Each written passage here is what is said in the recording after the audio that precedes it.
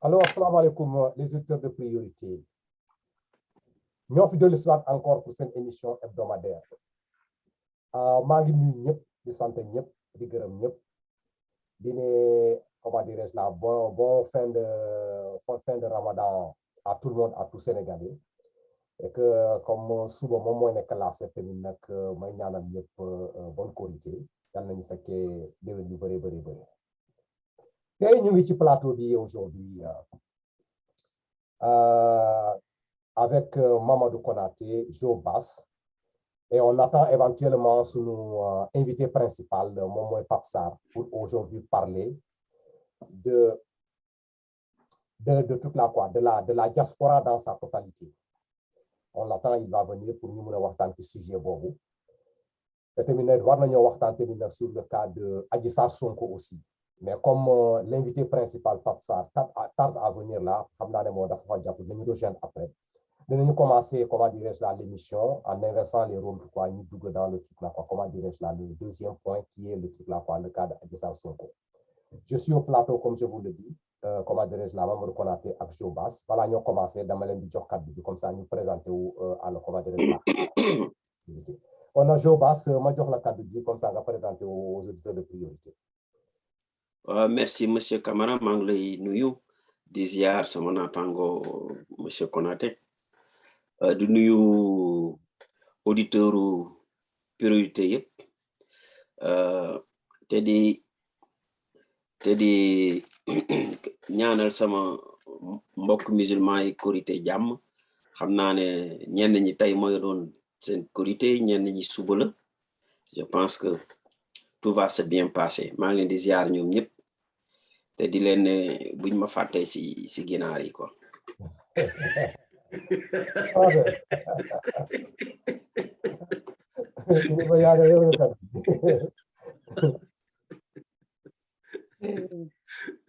Bakary, merci beaucoup. xam naa ni moom Joe moom war na bëgg gënaal quoi. xaw ma ndax dënn bi la ci préféré xaw ma poje bi en tout cas xam naa war na bëgg gënaal. laaf. Bakary, encore merci beaucoup ci invitation bi maa ngi nuyu Joe au passage, Joe, mes salutations du jour.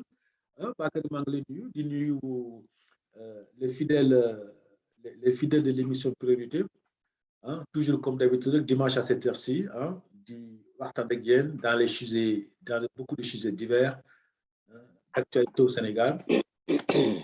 Et d'un autre côté aussi maa ngi souhaiter toute la communauté musulmane de la Oumma bonne fête de Korité, bonne fête du mois de Ramadan. Et puis bon ben voilà quoi, yàlla ñu yàlla may wër ak wérle, di jàmm gu rëy, la paix surtout, sàmm ñu sàmm jaboot yi, dàqal ñu séeréer musiba ak balaa, yàlla jubale ñu. Sénégal nekk dans un pays de paix, de teranga, comme son nom l'indique, le pays c'est un pays de teranga. Et puis bon voilà quoi, jàppante nekkate benn, comme on dit Sénégal benn bopp la, kenn mënu ko xar ñaar, yàlla indi jàmm gu bëri. Amin jërëjëf kilifa bi. Voilà, léegi ñu dugg directement sur le point. Dinañu dugg ci deuxième point bi moom mooy le cas Adji Sarr Sonko toujours qui fait la toile. Boo leen fàttali ko am na la semaine, je crois l'émission dernière là amoon nañu fii benn débat boo xam am nañu ko fii au niveau du panel là. Et je crois que bon Mamadou Konaté moom ci boppam moom ce jour là bon je crois que son micro là dafa amoon ay défaillances yooyu. Non, son truc là quoi, sa connexion là. Mais aujourd'hui, comment dire, on revient sur le même sujet, sur le cas Adji Sarr Sonko. Am na beneen développement bu bees boo xam ne génn na moom mooy le truc là quoi, la rencontre du médecin boo xam ne pour examiner Adji Sarr avec le doyen des juges. On se réveille, on voit sur les plateaux, dans les chaînes là, la rencontre là, nous peut expliquer ce qui s'est passé, le témoignage, comment dirais-je là, et la position de ce docteur là. Dans cette rencontre là, nous allons relater exactement ce qui a été toujours dit dans les PV. La question qui se pose aujourd'hui, est-ce que réellement, vu comment dire cette rencontre là et cette confirmation au niveau de toute la quoi, des médias, que le docteur a attesté là-bas, est-ce que réellement ce dossier-là maintenant est un dossier qui continuer et puis, ou bien d'avoir dit que texte souffle avancé. Donc, l'on l'a décrypté dans ce plateau aujourd'hui avec mes deux frères. Comme ça, en attendant la venue de Pape Sarr, après nous dans le deuxième sujet, on va c'est la diaspora, quoi. D'accord, sans autant plus tarder, on aller directement à suivre Mamadou Konaté. Mamadou Konaté, la situation est là. Le cas Adji Sarr Sonko, ça continue toujours, quoi. Dégoût, ce qui s'est passé, moi, sa point de vue par rapport à tout ce que nous sommes en train de constater maintenant, quoi. Merci beaucoup, Bakary, tu l'as dit, mais à un moment donné, on commencer à dire quoi, mais vraiment dans comment on peut nous amuser avec un cas comme ça pendant des mois et des mois et des mois, presque un an passé. Heureusement d'ailleurs que voilà, il y a un juge d'instruction qui a été nommé dans cette affaire-là pour effectivement entendre les différentes parties. Jusqu'où effectivement, je pense vendredi, au dans la semaine, moi entendre le médecin qui a consulté Adji Sarr, n'est-ce pas, après le viol présumé du viol, parce que nous ñi nekk ci émission bi xamuñu ndax viol am na wala viol amul nekkuñu fa woon fekkewuñu donc ñun dañu mun rek lu dul effectivement analyser wala dégg li nit ñi wax am suñu propre opinion, n'est-ce pas? Mais moi j'ai écouté une fois une émission dans laquelle des médecins spécialistes en gynéco, ce sont des experts effectivement en cas de viol, qui expliquait que le médecin qui a consulté, qui a ausculté Adji Sarr, c'est quelqu'un qui a eu 25 ans de carrière et quelqu'un d'extrêmement compétent, pressé. Donc, lui, il avait fait un rapport en disant qu'effectivement, que viol amoul. Ce qu'il a dit, hein, bon, il a utilisé peut-être des termes médicaux, peu importe. Mais mon, que viol amoul. Mais de surcroît, en ce moment, c'est-à-dire qu'il y a un avocat qui n'est rien d'autre que le beau-frère de Mamour Diallo, qui avait contacté le médecin la veille pour lui demander qu'effectivement, je ne me rappelle plus, qu'elle a subi un cas de viol, nous pouvons effectivement nous récupérer, on l'a dit dans la presse. Ouais. Mais c'est quand même extraordinaire. C'est-à-dire que subitement, on a un médecin, un avocat qui appelle un médecin.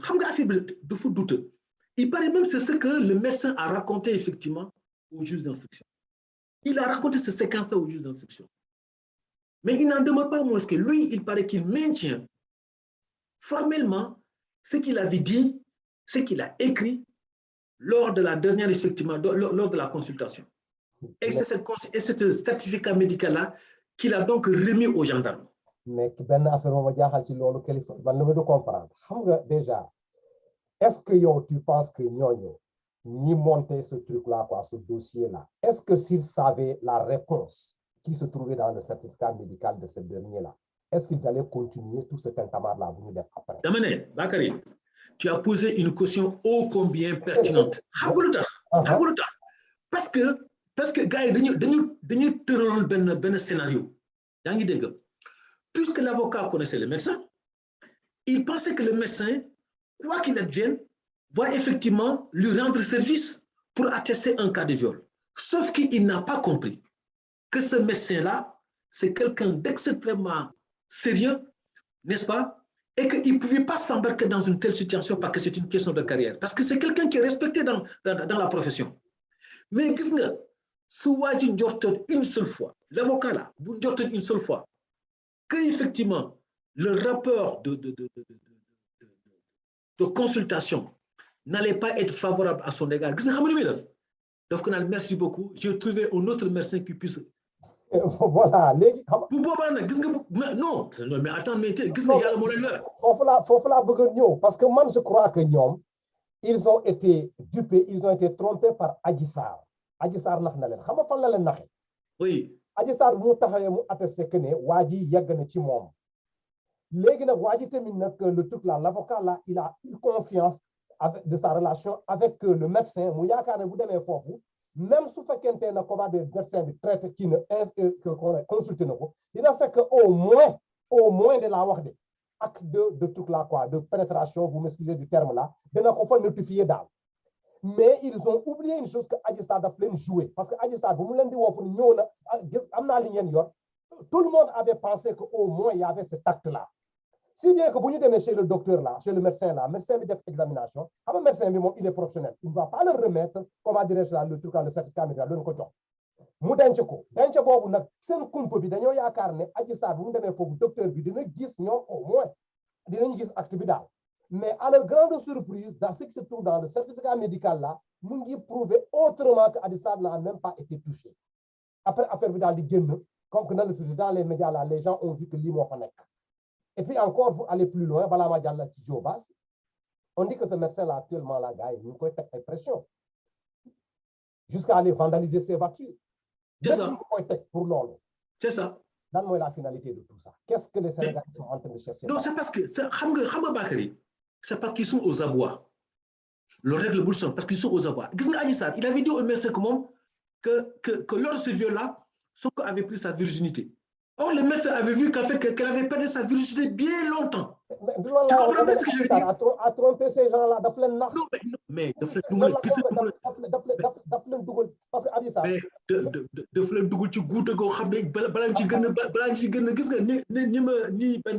je pense que c'est sur un plateau de Walfop qu'il y a un journaliste ou je sais pas un invité qui disait que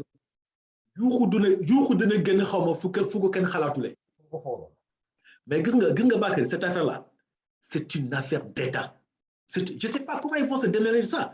Parce que quoi qu'il en soit, et quoi qu'il advienne, si les médecins déclarent, le juge d'instruction classe cette affaire-là, ou bien déclare au nul, quoi que l'on fasse, les 14 morts là, il faut gagner élucider.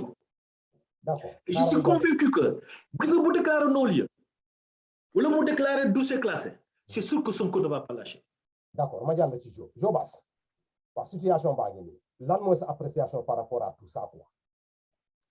Tu sais, loolu laay wax qu'on a toujours muy ree dama koy ne man damay gisaane. Tu sais,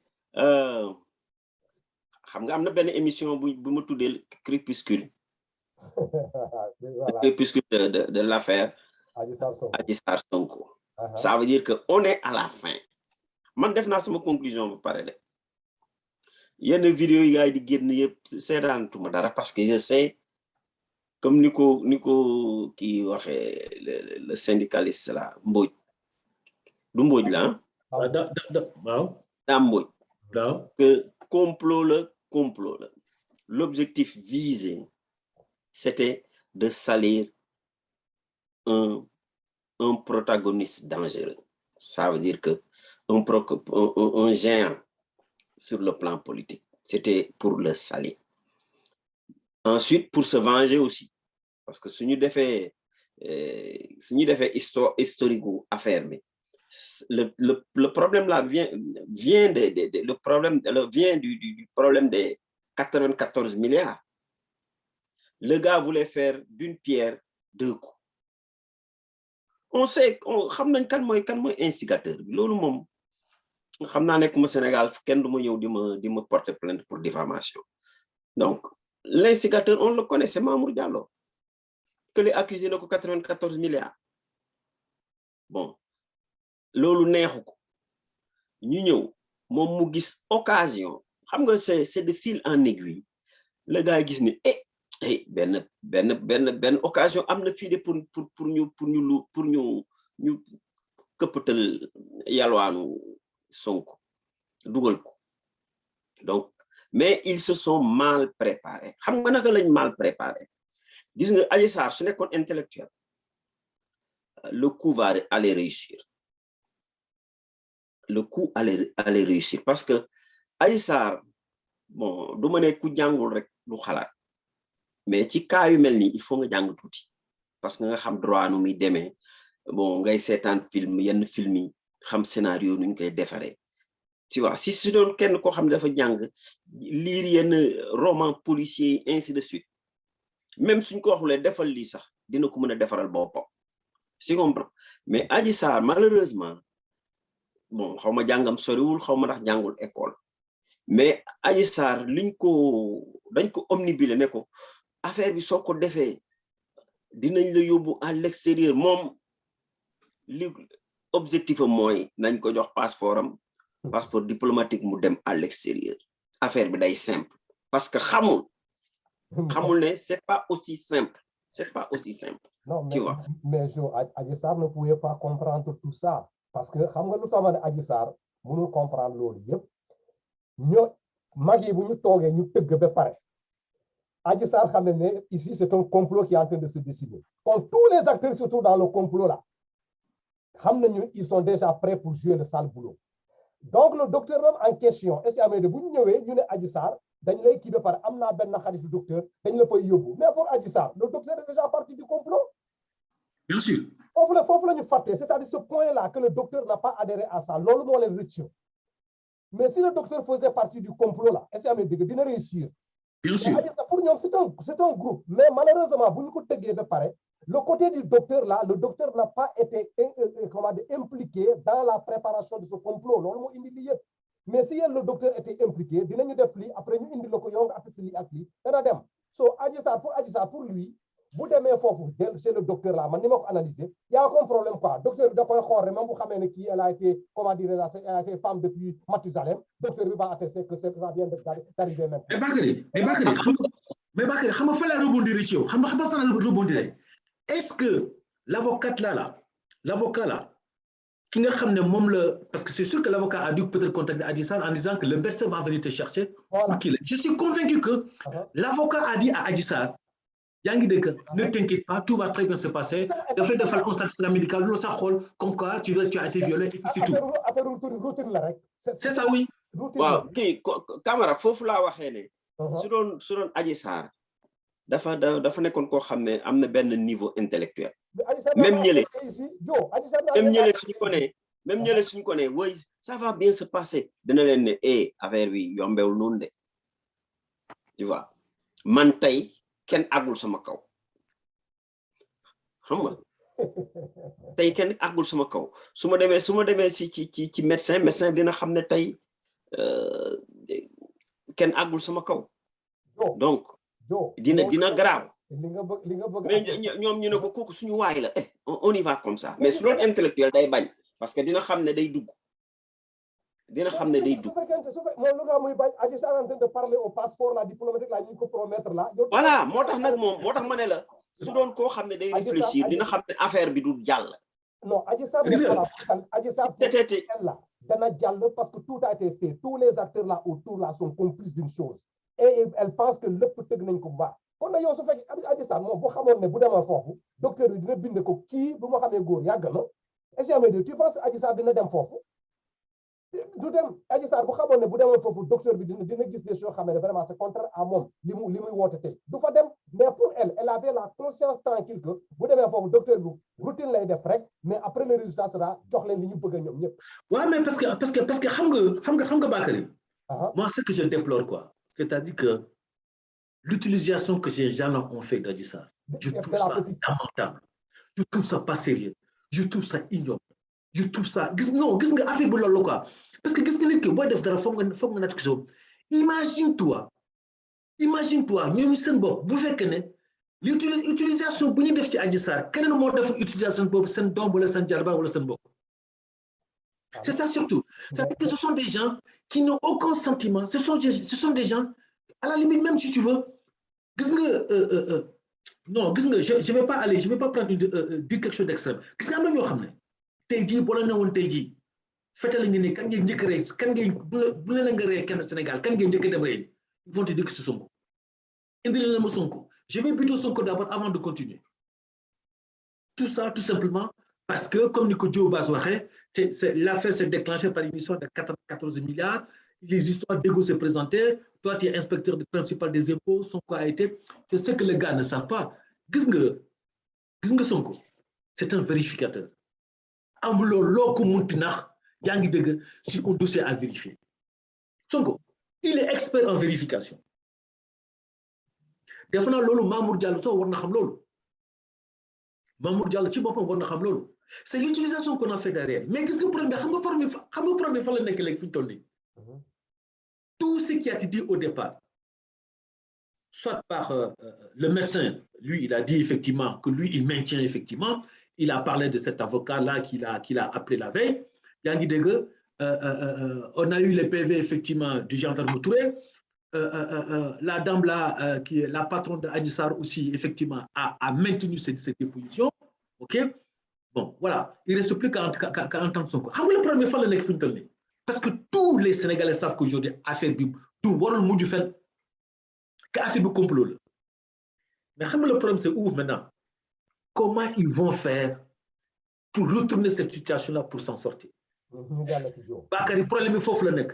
Parce que quoi qu'il advienne, quoi qu'il en soit, pour nous déclarer non-lieu, ou le dossier sans suite, il est clair que les journalistes vont embrayer là-dessus. Sonko ne va pas lâcher.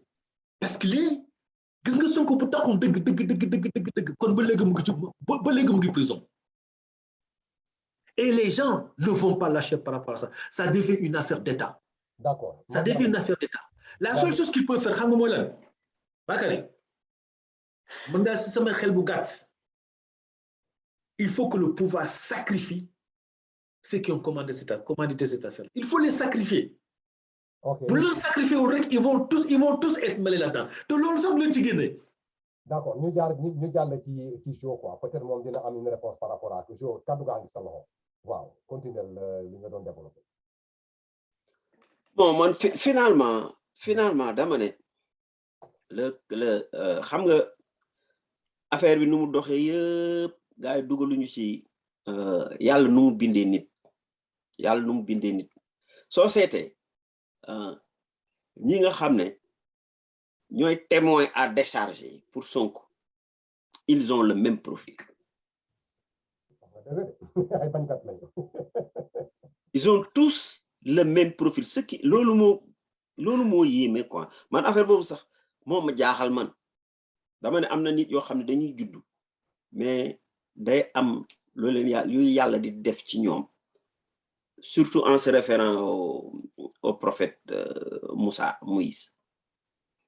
Ba bu muy juddu ba bu muy dem ba di détrôner le pharaon. Pharaon. Gis nga jaar-jaaram. C'est la même chose. Xool profil yi soo xoolee la propriétaire du salon. Femme boo xam ne elle recule devant rien. Tu vois.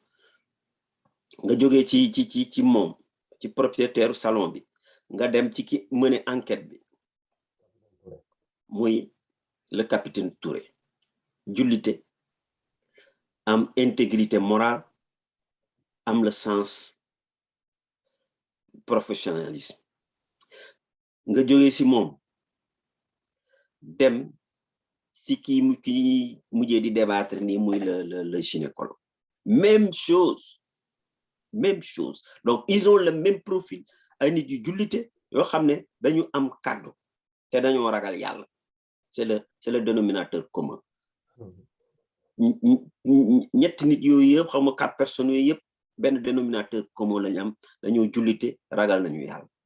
Donc ku mel noonu mënoo ko déboulonner parce que day seet digganteem ak yàlla au jugement dernier. Un bon musulman pense au jugement dernier.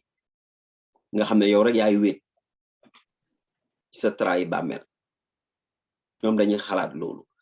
Chance du ma ne dama ne judduwaale nit la Sonko peut-être chance la mais dama ne judduwaale nit de nit moo mais imaginez nous kenn ci ñett ñooñu rek. Nekkoon un faux quoi. Du defoon faux bon rek dugg na. Kenn rek laaw kenn. Mais bu Jobaas li mu gis dañ dem jëli Sonko léegi tout ça da nga gis nga bu faux pas amul ci ñett ñooñu. li mu génnee fii mais dafa doy waaru di gis nga mbirum yàlla moom daal saa dafa kéemaane.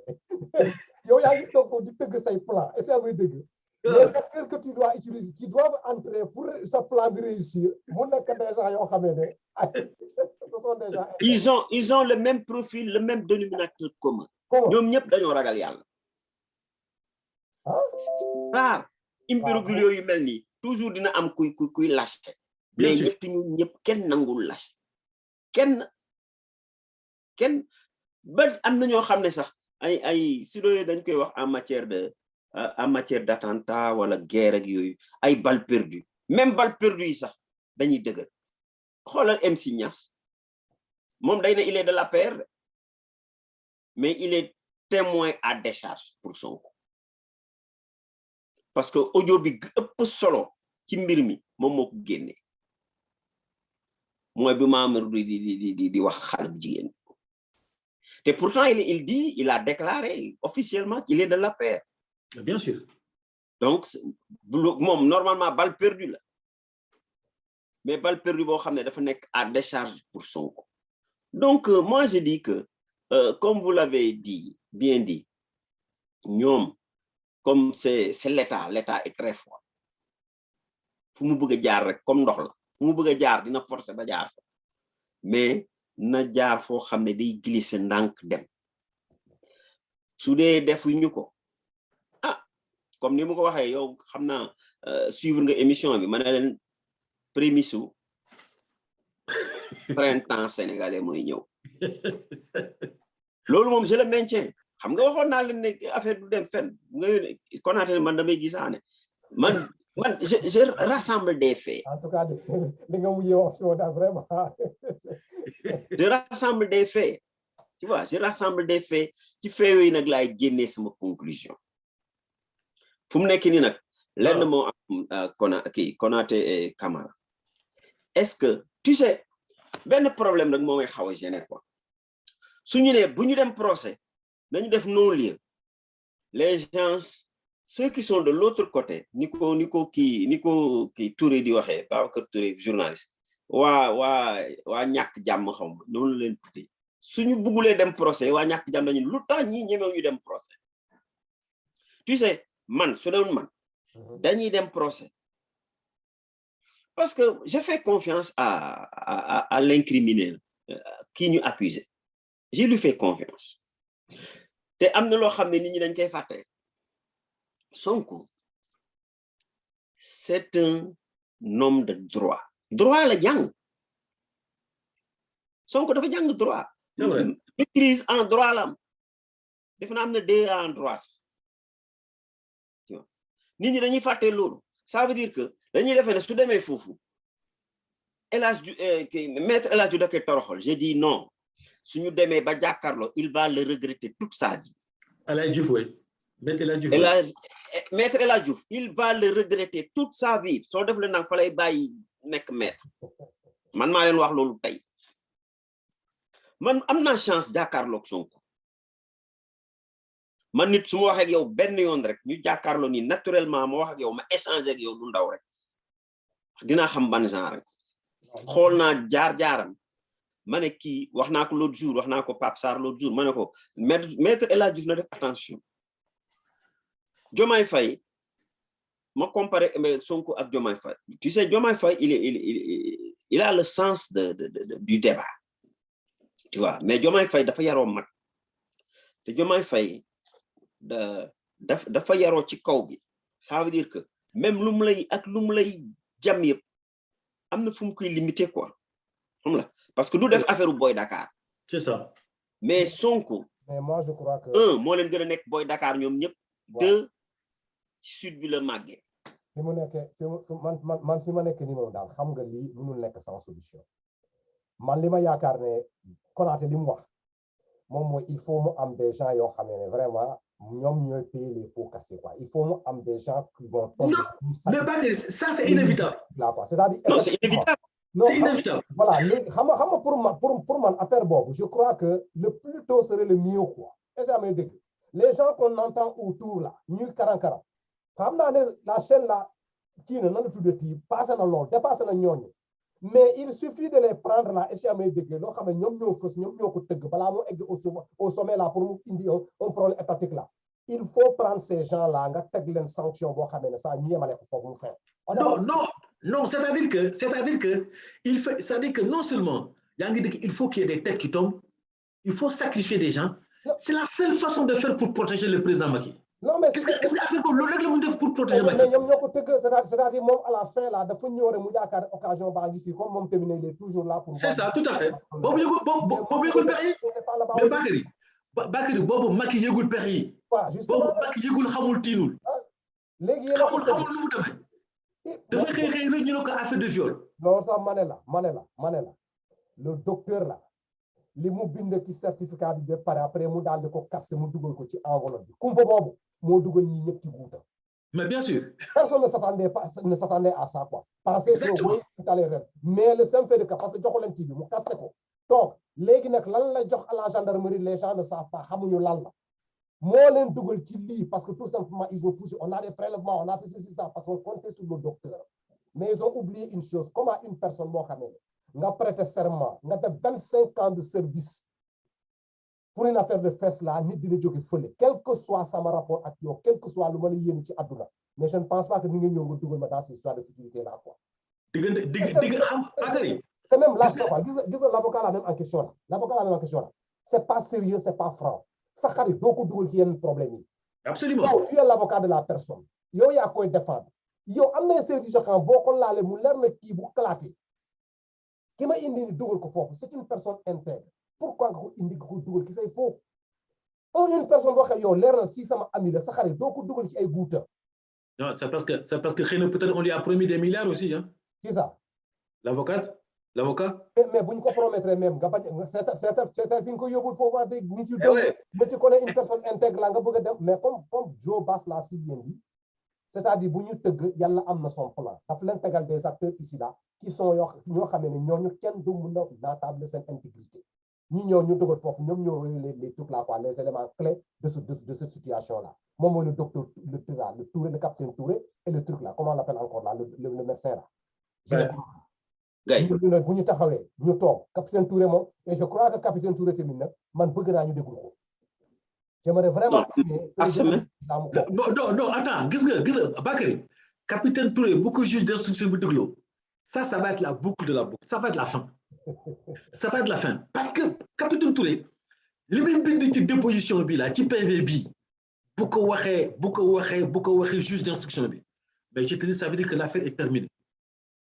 L'affaire va être terminée là parce que capitaine Touré il est sûr que effectivement au départ que kii dafay xam nga problème lan la xam nga nit ki buy fen buy ñëw dans les premiers mots les 2 premiers mots qu'il va te dire yaa ngi dégg rek nga xam ne kii mais bien sûr mais nag pour ces gens-là comme c'est un procès il est dans l'armée ñoom pour ñoom li ñu koy demander mooy prendre l'information et tu traduis nga bàyyi ko quoi c'est pas ton problème loolu tax ñu topp capitaine Touré parce qu'ils veulent pas que mu nekk un jugeur là bien quoi que ce soit moom il a compris qu'il peut pas baigner dans cette situation-là léegi l'armée veut lui faire comprendre que yow subalterne nga da ngay toog fii nga xaar les autorités supérieures ont décidé que lii noppil bul wax dara toogal fi dossier bi changer defar affaire tu vas entrer dans ce jeu-là mais il a refusé pour sa carrière comme je bien sûr l'a bien dit. Bien sûr. Parce que dans l'armée on te dit que bon comment obéir sans discuter être attribut de je ne sais quoi mais loolu d'accord on peut comprendre dans l'armée mais nag il faut éviter de faire comment dirais-je là obéir une personne une chose boo xam yow tu sais que c'est le faux. loolu la yaakaar parce que Bakary leen de xam naa ko y a des gens yoo xam ni dans cette affaire là bu affaire bu soree je te jure il y a des gens qui vont se flinguer je dis pour l'instant là les têtes qui sont et puis les 14 morts là liés à cette affaire là non faut gars yi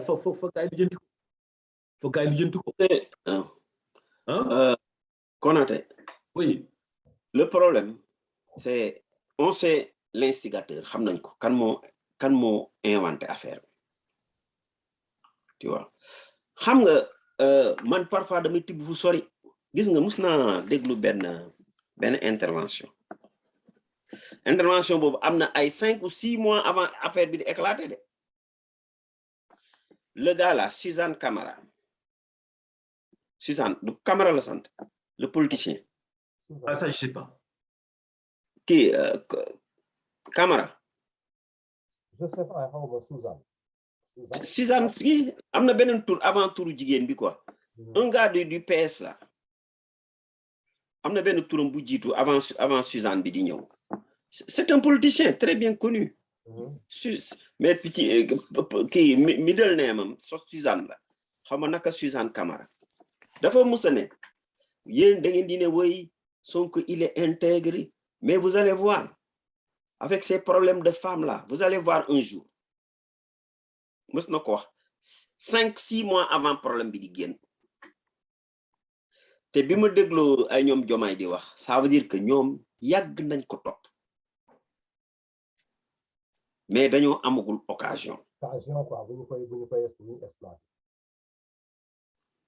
yow mi di def politique war nga xam kii xam nga naka Suzanne Camara il est du PS tu vois moom moo ko wax bi mu waxee loolu rek ma ne ah bon Sonko il doit faire attention il doit faire attention. bu gëntoon lii du dem sama guddi de. xam nga man des fois bu ñu toogee ñu ne Sonko warul dem fenn man dama ne war na def attention quoi. mais c'est que xam nga dafa am nit yoo xam ne yow def nga lutte xam nga def nga lutte xaw ma les termes techniques là yaa ma gën a aay ci affaire yooyu termes techniques yi mooy nit ki su enclenché benn action yow ci biir action boobu nga créer leneen daan fàtte naa nuñ koy waxee en termes de lutte les termes techniques là Sonko affaire boobu la ci man lamb aayuma si trop Sonko affaire boobu la leen def ñoom dañ ko bëggoon daaneel ci benn affaire gis nga affaire boobu la jël utiliser ko daaneel leen ñoom. Non, c'est un terme en judo quoi, c'est-à-dire tu utilises la force de l'adversaire pour le faire tomber quoi. Voilà. moom noonu la leen def biñ koy topp noonu yëpp moom xam ne gaa ngi koy topp. Non mais man man lan laa gis ci loolu ce truc là quoi, c'est-à-dire là quand les gens disent qu'ils devraient faire attention et tout ce qui s'ensuit, moi je crois que lii yëpp li ngay gis nii mbirum yàlla la rek quoi, yàlla moo ko tëgg. C'est maintenant pour venir renforcer yow li nga wax quoi, c'est-à-dire le simple fait que Sonko commence di plaindre que ne am na ay comment dirais-je là des fois day am ay problème de dos là, il faut mu dem massage là, mu tourner dans les salons là de massage là, ñooñu jékki-jékki ne ñu koy charger des trucs là quoi, des prix exorbitants là, finalement mu retrouver wu chez cette dame là, c'est pas gratuit. Gis nga yàlla buy doxal benn mbir la gis nga am na ni mu koy dessiner boo ko xoolee da ngay ne yaakaar ne lu tax li kii di def lii. C'est-à-dire ces gens là qui sont dans ce coup là yàlla daf leen dajale ci benn kii la te mu war leen wéyjee mais pour mu wéyjee leen il faut mu métti man loolu laa ko gisee, c'est-à-dire Sonko nu mu demee foofu pour que ces gens là ñu loolu am xoolal les acteurs qui doivent entrer dans l'élaboration de ce dossier là yow wax nga ko fii foo xam ne foofu mooy les points clés là mu génne ay nit intègre teg leen foofu dans la scène mais kooku comment tu peux l'expliquer? Mais les gens là bu ñuy def seen coup pour mu réussir, mais ils doivent s'assurer que tout acteur qui va entrer en jeu est un acteur fiable pour la réussite de l'action. Oui non mais gis nga Bakary booy def complot casting ngay def très souvent tes stratégies gis nga complot bi toj très souvent ça devient des stratégies de débutants. Ça devient des stratégies de débutants. Maa ngi la benn affaire man fan laa d'accord ak yow gis nga Bakary yàlla bu lay jox nguur si yàlla bu lay jox pouvoir avant mu lay jox pouvoir da lay teg natt gu métti da lay teg ay difficultés yoo xam ne bi yaa ngi dégg pour nga jot ci nguur mais difficultés yi noonu nag foog nga décrypter ko pour xam ne fii nga war a jaar pour bu jot ci nguur gi. Le président du Pérou. Le président mais regardez la trajectoire de Macky avant mu nekk président.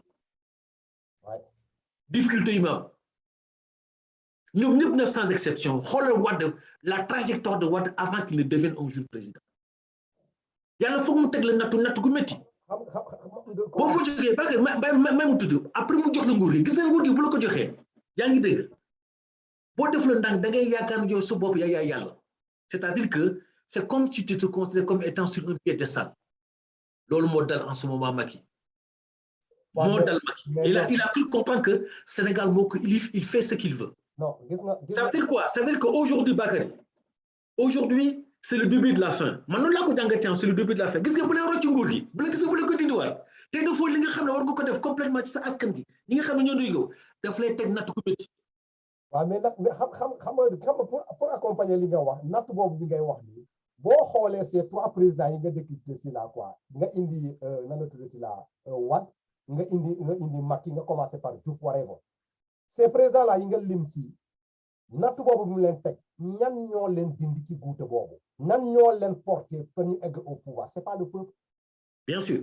Est-ce que ici yàlla nekkul di leen won ne ce peuple là bi ngeen di sous-estimer nii di toroxal nii doo leen nekk fii pour seen askan ñooñu toujours ñoom ñooy nekk au devant pour yóbbu leen fi ngeen nekk mais boo leen fàtte dinaa indiwaat encore c'est-à-dire le message là boo xamee ne yàlla nattuwoo bu jox Ousmane Sonko la il faut mu dugal ko dans ce truc là Ousmane Sonko génn mu xool la population là nu ñu ko taxawee bu fekkente réellement c'est une personne boo xamee ne gëm na yàlla Ousmane Sonko je crois que bu jëlee le pouvoir là dina prêter attention à ce peuple là parce que c'est du sang versé est-ce que réellement les boys li ñu mérité ñu génn ci biti pour défendre une cause là moom bu nekkee au pouvoir là si tourne le dos à cette population là ñu nekk di joyantu encore là c'est que tout simplement lui le message il n'a pas compris si bien que moi je suis entièrement d'accord que yow li nga wax c'est une vérité nattu la lay teg mais nattu boobu bu la ko tegee dafa am fu mu koy jaarale te en général nag c'est sur le peuple la koy jaarale mais ñooñu bu ñëwee ñu toog au pouvoir ils oublient ce peuple là boo xam ne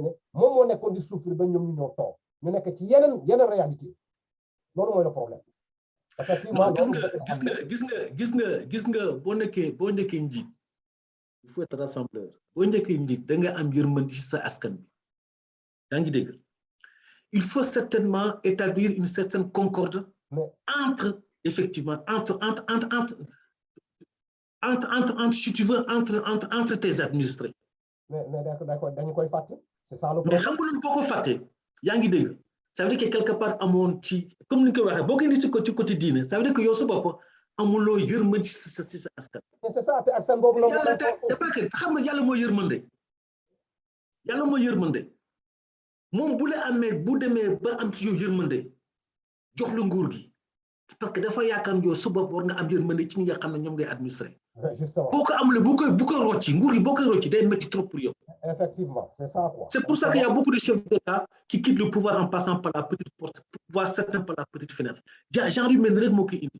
Xoolal tous les chefs d'État yoo xam ne ils ont cru comprendre qu'en fait ils étaient sous le prise de Saddam en Afrique. Ils ont tous fini très très mal. Tous fini très très mal. Même jusque dans l'Occident. Moi je vous donne tout simplement le cas de Ceausescu. Ceausescu, l'ancien président de la Roumanie là. Ceausescu, il était tellement si dur, tellement si dictateur. Yaa ngi dégg qui fait que les gens ont pensé que c'est quelqu'un que c'était un fédéral, alors que c'était non. Lorsqu'on lui a dit à Ceausescu que ton peuple est en train de crever de faim, en Europe, il a dit non, moi mon peuple, mais il a dit c'est pas possible. C'est ça. Il a dit non, c'est pas possible, moi mon peuple ne peut pas souffrir de faim. Je l'ai nourri comme il faut. Lorsqu'il a vu ce peuple se révolter, aller pour le rechercher, mais à ce moment-là, il a compris que ce peuple-là était inarrêtable. Ouais. On a vu la fin après. Il a été fusillé comme on l'appelle dans un parc après. Moo tax ma wax loolu quoi gis nga aujourd'hui ñi nga xam ne ñoo fomenté lii bu ñu gëmoon yàlla dëgg lii di guddi gi sax duñ ci dugg mais jaru ko lan moo ko fi jar xam nga kii Konaté te maa ngi la wax juste Diobass mi terminé rek te gis nga affaire bi 2024 bu Sonko nekkee président moi auquel je crois 2024 Sonko bu nekkee président c'est parce que Macky lui a permis de rentrer au palais avec ces histoires là excusez-moi du terme avec ces histoires aussi idiotes. Non mais c'est vrai quoi parce que dara jaru ko fi quoi c'est-à-dire que tu vas user le gars de viol mais c'est comme si yow sa bopp wóolutoo sa bopp dafa comme si tu ne fais plus confiance à ton peuple. Joe, vas-y.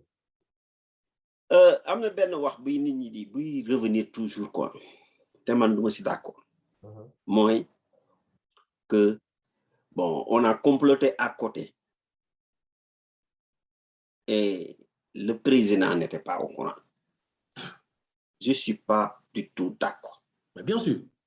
Xam nga comme benn waay nu mu ko waxee rek nee na on est dirigé par deux personnes. Le président et son épouse. Renseignement côté officiel, c'est le président. Renseignement côté officieux, c'est l'épouse. Parfois côté officieux mooy njëkk am élément de renseignement avant côté officiel. Gis nga affaire bi ñu koy tëgg rek ñi nga xam ne ñu ngi ci biir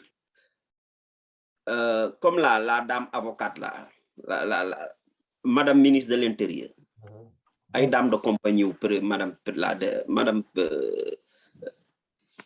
président de la République lañu gis nga bi ñu ko tëggee rek wóor na ma téléphone nañ wax ko nekk suñu waay jàpp nañ ko ñu ngi koy tëggal loo xam ne ñu ngi koy gasal kàmb dina fa daanu nga def ne loolu madame président su ko yëgee madame président bi su ko yëgee nga def ne du ko wax jëkkër dès les premières secondes il est au courant bu leen wax ne il n'est pas au courant il est au courant signe renseigne kii filière renseignement officieux foofu la ko yëgee avant muy nekk renseignement officiel am na yoo xam ne jabar ji moo ko njëkk yëg avant jëkkër ji parce que sur le plan officiel gars yi dañ koy togg ba mu ñor ba mu leer leen ne lii ñor na ñu door ko wax te day da am échelon yu muy jaar alors que jabar ji de téléphone coup de fil la rek wala texte waaye waa ji ñu ngi koy gasal kàmb jekku nañ ko il est au courant su leen ne il n'est pas au courant c'est faux man maa bien sûr il est au courant dès les premières secondes te am na xoola am na yoo xam ne c'est pas fortuit xam nga kii ñu bett xale bi nekk ci kaw le député là comment il s'appelle kii xeexoon ak Sonko Mbéri Sylla vous croyez que c'est gratuit moom mu nekk ci milieu boobu c'est pas gratuit ñi mës a joteeg Sonko yëpp se sont retrouvés là-bas vous croyez que c'est fortuit quoi le hasard parfois le hasard n'existe pas c'est tellement concordant ñi mës a joteeg Sonko yëpp se sont retrouvés là-bas ñi mës a joteeg moom yëpp se sont retrouvés là-bas donc ça veut dire que dafa nekk loo xam ne dañ ko waxtaanee dañ ko préparer te lenn rek moom si métti c'est l'objectif visé mooy da ngeen ne kii dafa sell te pourtant mu ngi def lii donc ñu nag moom ñoo yem donc ça veut dire que ñoom ils sont mauvais mais c'est ça c'est ce qui est loolu moom métti quoi yéen bon ngeen mais continuer leen ak seen bon pourquoi ngeen bëgg ñeneen ñi bon boo gisee ñu def loolu c'est parce que tout simplement dañoo xamee ne peut-être dire que pourquoi il a le cœur des Sénégalais parce qu'il a une posture boo xamee ne bon noonu lañ koy waxee quoi ku sell ki daal mais pour essayer d'effacer ça il faut ñu trouver des alibis pour le faire comprendre que lii nañ ko tuumal ci benn affaire mœurs rek pour daal di kii quoi yaakaar ne mais ñoom li ñuy fàtte mooy plus ñu bëgg a yóbbu le monsieur ci côté mœurs plus na gars yi di attaché par rapport à plus muy am une sympathie sénégalaise quoi bu koy topp c'est ça c'est là aussi le problème. De toute façon Bakary cette affaire là dénouement bi cette affaire là man gis nga je me dis que bu ñu bëggee affaire bi sedd bu ñu bëggee affaire bi nuru voilà que les gens passent à autre chose mais gis nga ceux qui sont derrière cette affaire là yaa ngi dégg il faut qu'il y ait des têtes qui tombent et sévèrement. non c'est sûr mais gis nga Bakary loolu bu ñu ko defulee bu ñu déclarer non-lieu comme ça léegi wala affaire classée sans suite mais dafay yomb trop. non mais même non-lieu sax bu ñu ko waxee la chose continue c'est-à-dire lii moom c'est un point de non-retour c'est-à-dire que soit résultat bu ci génn mais bien sûr au bout parce que 14 personnes comme ni nga ko waxee du ñu daanu nii te mu nekk ay xale mu nekk free kooku moom kenn xaw ma lan la même su fekkente c'est pas ce régime là moom moo jël le soin là bëgg a dem foofu un autre régime qui vient là je crois que le peuple dina nekk derrière ce régime là pour mu tourner pour seet la vérité fan la nekk. mais Bakary vérité foog mu génn. ah non ça peut dire autant qu'il voudront qu'il le souhaiteront. vérité foog mu génn man gis nga man gisuma loo xam ne gars yi war nañ ko mun def tey ji ba génn ci affaire bi boo gisee ñuy retarder affaire depuis le temps là c'est parce qu'ils étaient en train de chercher une stratégie pour voir comment il faut faire pour s'en sortir.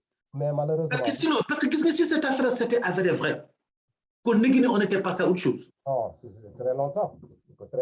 c'est léegi qu'on était passé à autre chose. waxuma la affaire passé vrai mais su fekkente ci keneen la daanoo ko xam ne ute na ak Sonko. mais bien sûr il faut le remarquer. mais absolument li ñu jël mais absolument personne boo xam ne kooku la daanu woon te nëgën du ñu wax waa ji na nekk foofu dans son innocence là croupier dans la prison là ñu continuer seen kii tranquillement là rien ne va mais absolument mais malheureusement dafa dem tomber mais comme li ñuy wax encore une fois de plus yàlla bu fekkente yaa ngi def ngay dem di def mu lay woon nekkoo di déglu d'aller indi mu exposer la tête. Tous ces gens bien qui sûr, sont dans ces bien sûr. comme les indi mu leen di wéyee devant la population, devant toute l'opinion internationale là, situation. C'est un rapport ce qui va se passer ici. Dans ce régime-là, il y a beaucoup de choses quand vous gagnez sur les gars de Bakar man dafa am benn affaire boo xam dama ko mus wax sama benn neveu. Gis nga bi affaire bi éclaté le lendemain j'ai un de mes pas sama benn cousin la quoi. Moo ma ne ma ah waaye yow sa waa ji de gars yi fu mu toll buntu xatal na ko ma ne ko buntu xatal bu demee naka mun a gars yi accusé nañ ko viol de xam nga laa ko njëkk quoi ma ne ko c'est impossible mu ne ma mënuma ma ne ko le pouvoir est derrière ça dans cette affaire là bu dee li ma wax dëgg la le pouvoir est derrière mu ne ma non toi tu peux pas comprendre chaque fois parce que da nga nag su ma ne leen gis ngeen dañu wax dëgg ils veulent nous faire la jouer à la DSK bis sauf que le cas de DSK c'était aux États-Unis ñoom ils ont eu le dénouement tout de suite. Ça n'a pas pris 6 mois. Ils ont réglé cette affaire-là. Nous, on cherche à faire tomber quelqu'un, vaille que vaille. Sauf que les Occidentaux, les stratégies qui mènent dans ces histoires comme ça de viol ou de complotisme là, mais donc qui est préparé sur des mois, voire sur des années.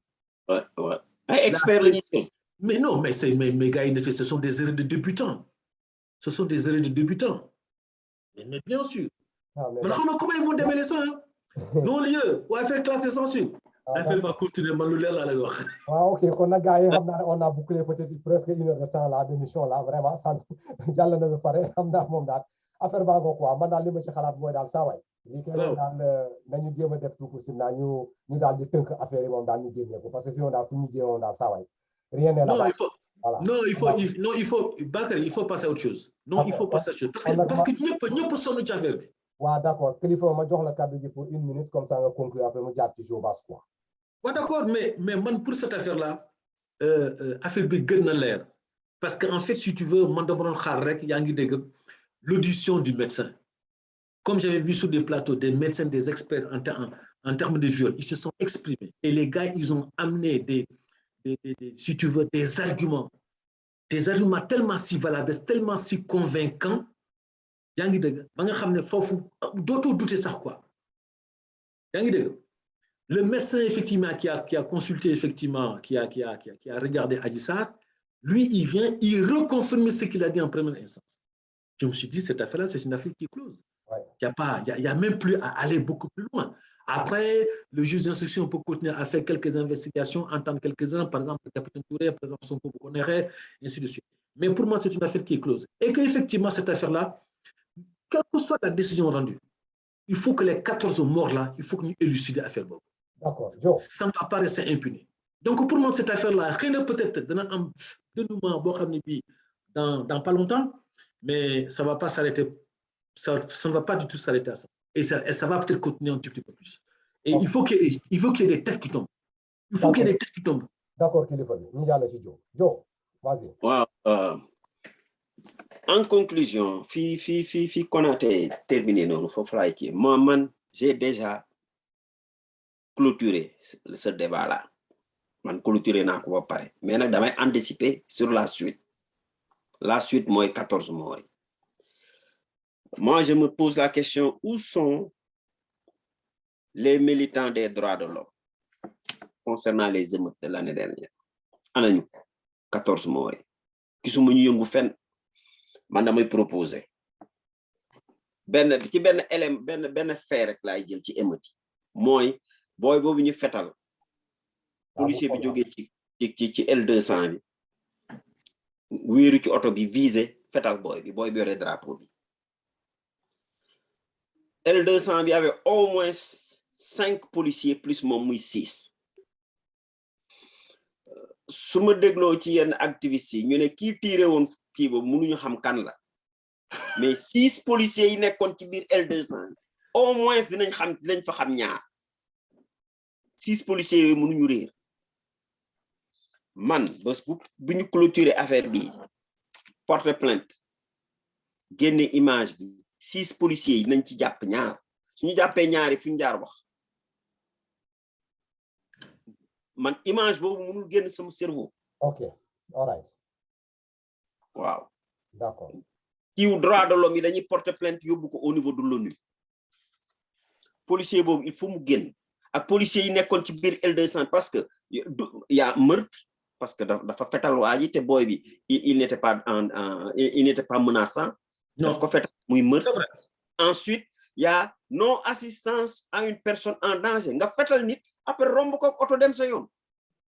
Il y avait au moins 6 personnes dans ce véhicule L200. Ok, d'accord, je conclue. Voilà. Voilà. Donc pour terminer ma xam ne man anticiper naa ba pare donc le débat est clos ñëpp xam nañ fan lay mujjee. waaw d'accord kon nag gars yi xam naa ne émission fii lañ ko yemale mais une fois de plus lii la justice de Dieu là et moom moo gën justice boo gis quoi depuis àdduna. On a témoigné des choses là, ñu ngi gis la vérité, la lumière qui se dessine là sur le cas Ousmane Sonko Adji Sarr. Les témoins yoo xam ne ñu ngi leen di interpeller pour leur demander, ils sont déjà restés constants dans leurs propos et je crois que loolu bon na la tuddati moom mooy mbirum yàlla la daal donc on verra ce qui va se passer après. Mais nag quelle que soit la situation là bon na dëgg bi moom daal na génn mu feeñ et que nañu jàll ki yeneen yi daal. Donc y a pas de problème gars yi maa ngi leen di gërëm di leen sant ci seen participation par rapport à cette émission là quoi voilà.